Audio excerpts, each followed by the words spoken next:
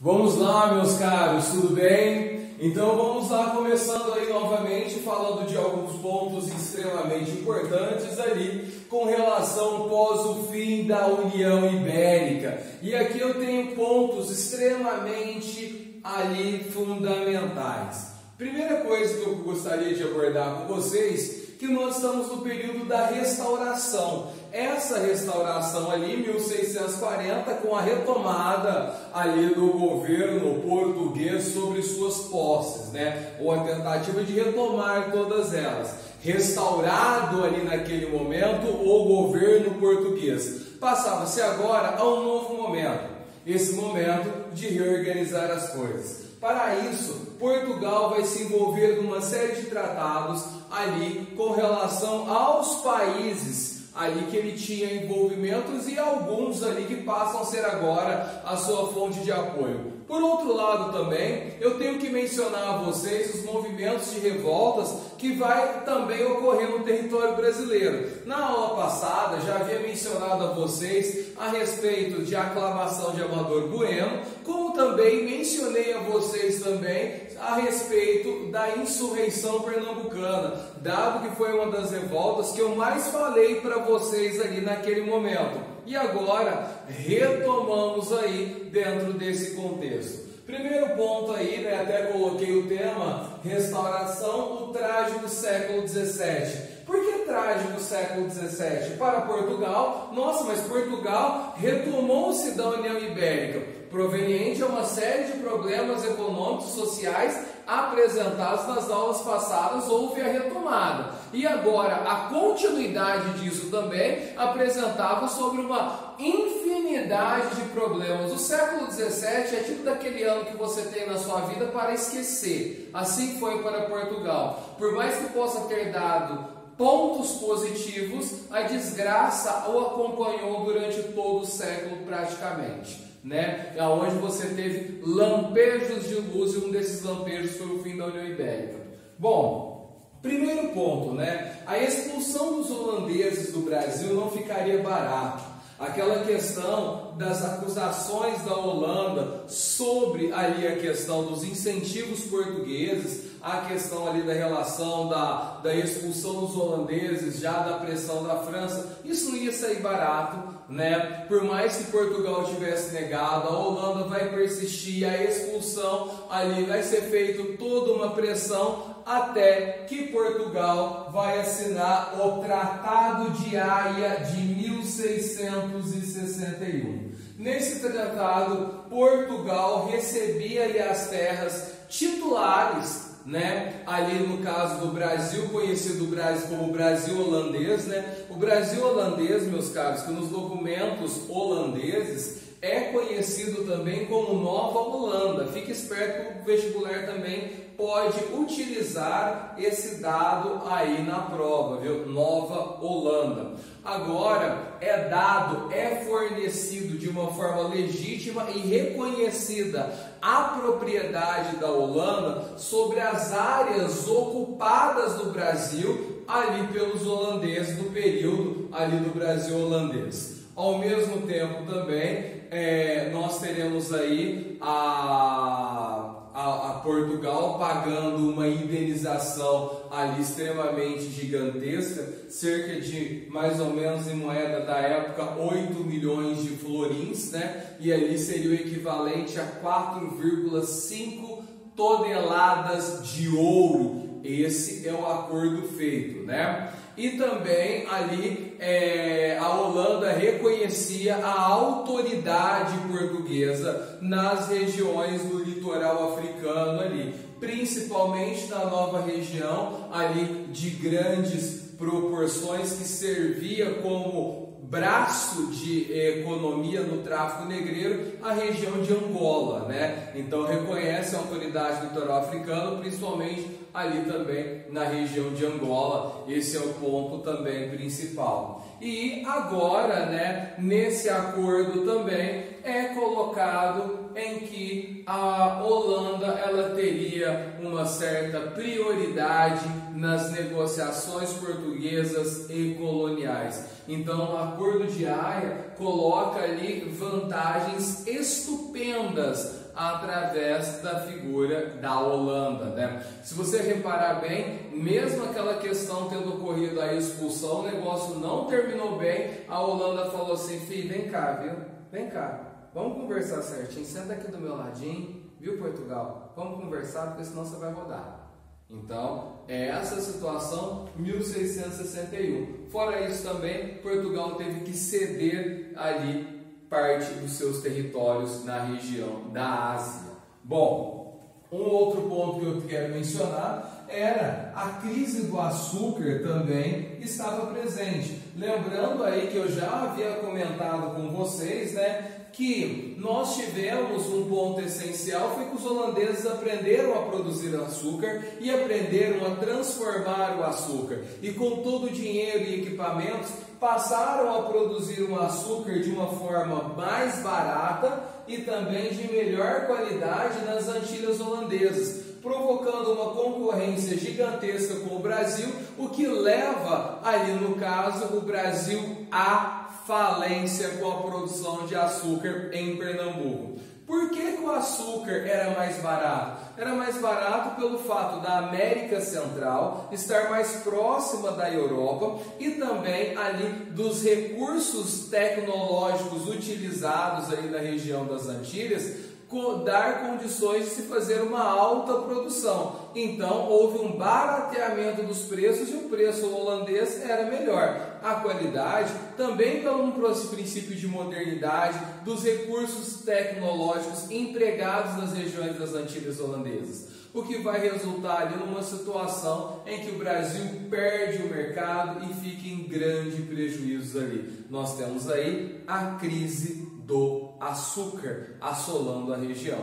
Então o Brasil está em verdadeira desgraça. Tanto é que nesse momento, né, nós tivemos uma atitude do rei Dom João IV, que depois ali o rei Dom Pedro também vai fazer isso, Dom Pedro II, só que não é o Pedro II do Brasil, é o Pedro II de Portugal, que vai enviar uma série de cartas para o Brasil, solicitando aos bandeirantes que encontrasse o ouro, já que também havia uma situação que não era para se fazer o aprisionamento indígena, e sim forçar ali os latifundiários brasileiros a importar, no caso, os negros, os escravos de Angola, como uma forma ali de arrecadação tributária para ali a metrópole portuguesa. Bom, por outro lado também, no mesmo ano de 1661, né, ao mesmo tempo que Portugal fecha um acordo com a Holanda, e um acordo como demonstrado para vocês de prejuízo, ele precisava também de ter uma aliança comercial com uma área confiável, né? E no caso isso vai vir com um tratado ali no caso de paz e aliança, que será um acordo fechado entre Portugal e a Grã-Bretanha. Portugal e a Inglaterra irão fechar esse acordo, né? E o que dizia? Esse acordo que já vinha sendo pautado através de alguns outros aspectos ali que são necessários mencioná-los, né? Vamos devagar aí. Para que vocês possam ter uma ideia, em 1642, o rei ali, no caso o rei Carlos II, o rei Carlos II, ele ali havia casado, né, com o rei Carlos II, ele havia casado com a Catarina de Bragança, ali herdeira, né, filho de reis de Portugal. E nesse acordo, nesse casamento, foi dado ali em 1642 como uma abertura de particularidade, algumas facilidades nas negociações ali de Portugal com as suas colônias através da entrada ali da Inglaterra. A Inglaterra começa ali a colocar os seus primeiros passos nessa situação, aonde ela vai ganhar muitos frutos numa interferência lá com a interferência da Inglaterra ali nas negociações comerciais. Isso de fato vai ser consolidado em 1661. Em 1661, nós tivemos ali o acordo de tratado paz-aliança. O acordo entregou aos ingleses as regiões ali no caso do Tanger, ali no Marrocos e Bombai e Colombo na Índia, né? Entrega esses territórios e de certa forma formaliza uma facilidade ali da Inglaterra, da entrada dos ingleses na região. Você pode aí surtir algumas dúvidas, porque nesse período ali nós estamos ainda numa situação em que estamos praticamente saindo da grande república puritana, né? Porém, já é o período ali que nós vamos entrar na restauração também dos Stuart, mas como vocês podem perceber, há todo um interesse ali ligado à economia. Bom, por outro lado também, outros fatores nós temos que chamar a atenção. Nós temos aqui Portugal tomando diversas atitudes, porque não dá para contar ali com os bandeirantes que eles possam encontrar o ouro o mais rápido possível para poder agilizar a sua situação, né? Então, por exemplo, não havia condições disso de forma rápida, de forma legítima e objetiva, porque isso era uma coisa que daria muito trabalho, né? E não seria fácil de ser encontrado. Então, o que se foi feito? Portugal incentivou os paulistas a fazerem o povoamento das regiões mais ao sul do Brasil e do interior do Paraná. Então nós tivemos um deslocamento de paulistas, de bandeirantes ali, que vão ocupar até de portugueses, muitos que vieram da ilha do Açores, da ilha de Açores ali no norte da África, chegaram ao Brasil e começaram um povoamento na região de Santa Catarina, ali na região de Laguna, e expandindo isso para o interior do Brasil. Ao fato que essas pessoas ali, conforme foi crescendo, né, e aí eles eram produtores de gado, muito gado é colocado na região de São Paulo, descendo para o Paraná, ali abaixo, nós tivemos a situação da ocupação e da fundação da colônia de Sacramento. Você vai perceber que eu vou comentar por diversas vezes da agora para frente sobre a colônia de Sacramento, uma colônia portuguesa que ficava ali na saída, bem ali na vazão da Bacia do Prata, naquela região, de certa forma próximo a Montevidéu, num território ali considerado espanhol. Abre-se ali uma colônia portuguesa formada por portugueses, por gente que veio do norte da África de Açores e por paulistas também. Isso vai gerar um problema aí gigantesco. De certa forma, a colônia de Sacramento, durante ao longo dos anos, ela vai apresentar ali situações extremamente importantes relacionadas ao lucro, principalmente ao comércio. Não vou entrar em detalhes sobre a colônia de Sacramento agora, depois mais à frente eu vou estar falando dela. Bom, outro ponto que eu quero mencionar a vocês, que a coisa no Brasil ali também não estava totalmente calma, né? A crise econômica, ela ali vai levar todos os aspectos. E um dos dados que eu quero mencionar a vocês é a revolta dos irmãos Beckman, que vem a ser aí praticamente a terceira revolta nativista que eu venho mencionar a vocês. Ela vai ocorrer ali para nós entre os anos de 1684 e 1685. Ela ocorre na região do Maranhão, ali, e ela envolve uma série de aspectos. Eu gostaria que você ficasse atento a isso e tivesse ali uma atenção. Ela é uma revolta que ela parte das elites do Maranhão, né? Os irmãos Beckman são indivíduos das elites, situados ali no latifundiário Manuel Beckman e no advogado Tomás Beckman. Por isso, a revolta dos irmãos Beckman. Então vamos colocar ali o Maranhão e vamos organizar o cenário para essa revolta. Bom, em primeiro lugar, após a restauração, né, nós tivemos algumas mudanças, mas essas mudanças elas ocorreram também antes. Olha só para vocês terem uma ideia. Em 1621, Filipe II da Espanha, logo após a expulsão dos franceses, e olha só, dos franceses lá em 1615, da região do Maranhão, aqui quando nós temos o fim da França equinocial, Filipe II, ao receber as notícias da invasão francesa, ele vai tentar proteger a área. Em 1621, ele vai mandar fazer a construção de alguns fortes e vai criar naquela região a capitania do Grão-Pará e Maranhão.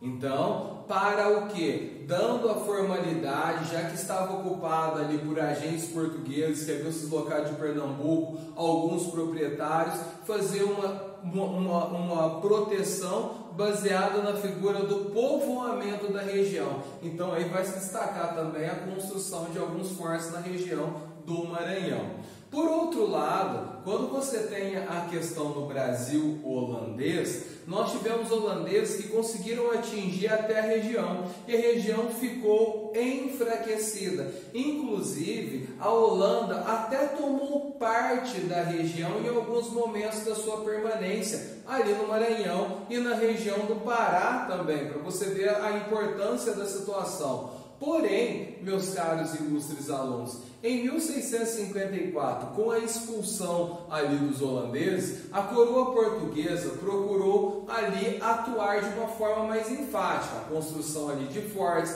melhorar a proteção e mudou-se o nome. Virou-se ali a capitania do Maranhão e do Grão-Pará a partir de 1654. Porém, a situação econômica na região não estava bem já desde essa época. Por quê? A maioria dos produtos que você vai fazer uso ali para a economia na região não são produtos de grande lucratividade.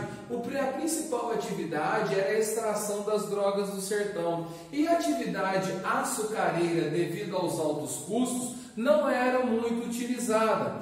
Para que se possa obter o lucro ali, os latifundiários faziam uso do quê? De fazer a captura de escravos ali através dos indígenas. E isso era um problema que tinha na região, porque assim que houve a restauração, nós tivemos ali uma lei que foi colocada pela coroa portuguesa, isso em todo o território brasileiro, inclusive até um dos motivos da revolta ali, da aclamação de Amador Bueno, que foi a proibição da escravidão de indígenas. E a coroa portuguesa vai tratar disso com muita força na região ali também do Maranhão, já que é uma região ali que tinha uma quantidade enorme de reduções jesuíticas por toda a região do Pará e do Grão-Pará. A região do Grão-Pará, para que vocês possam ter ideia, o Grande Pará se estendia até a atual da região ali do estado do Amazonas, Inclusive, ali os portugueses vão tomar um cuidado, e vão descer pelo rio Amazonas e vão fundar pelo interior do Amazonas alguns fortes, alguns povoados, e um desses no interior do Amazonas vão dar origem lá no futuro à cidade de Manaus.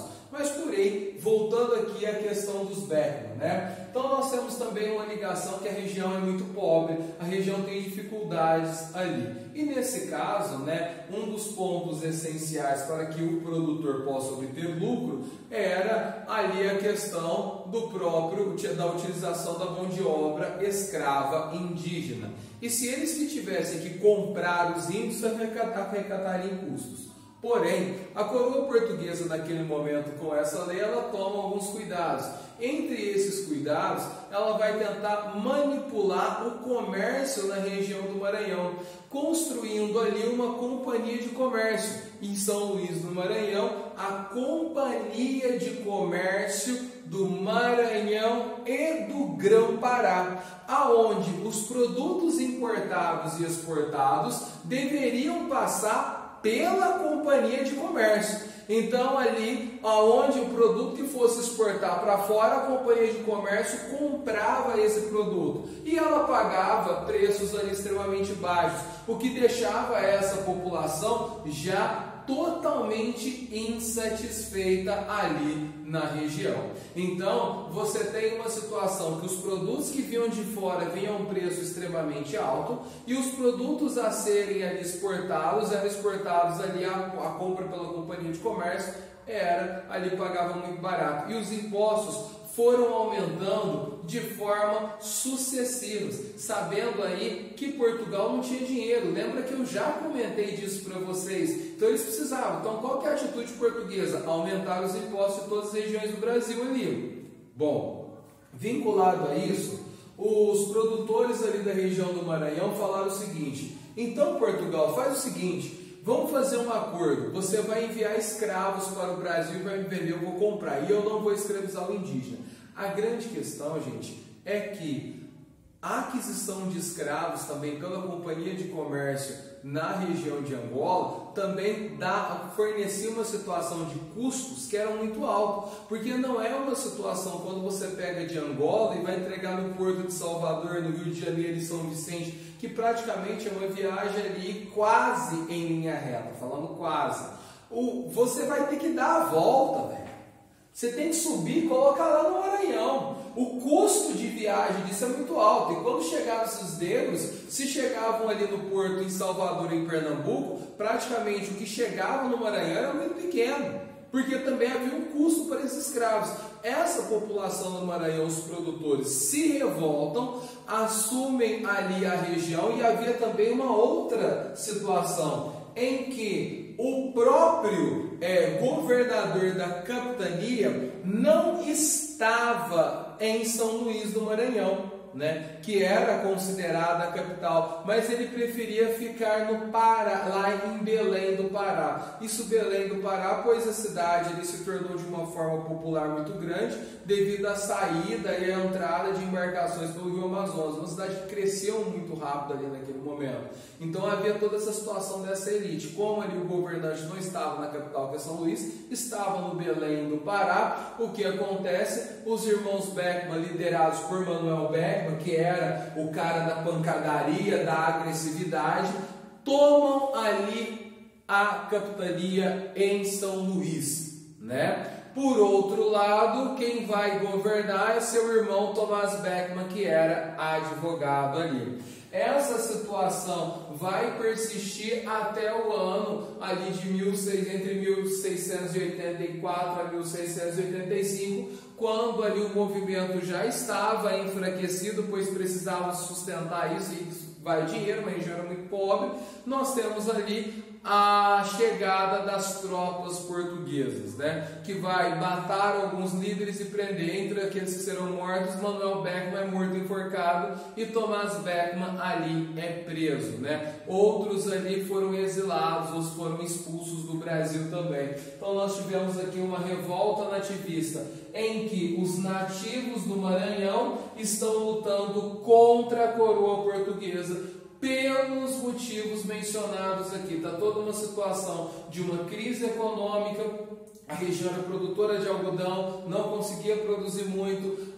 Eu falei para vocês da Companhia de Comércio, das ações que ela tinha, e havia toda uma situação de marginalização desta capitania ali, que não era dada muito atenção pela própria coroa também. Bom, e aí nós temos um ponto que nos chama a atenção. No final do século XVII, eis o suspiro de esperança. O bandeirante Antônio Ruiz Arzão encontrou algumas gramas de ouro na região do sertão dos Cataguases.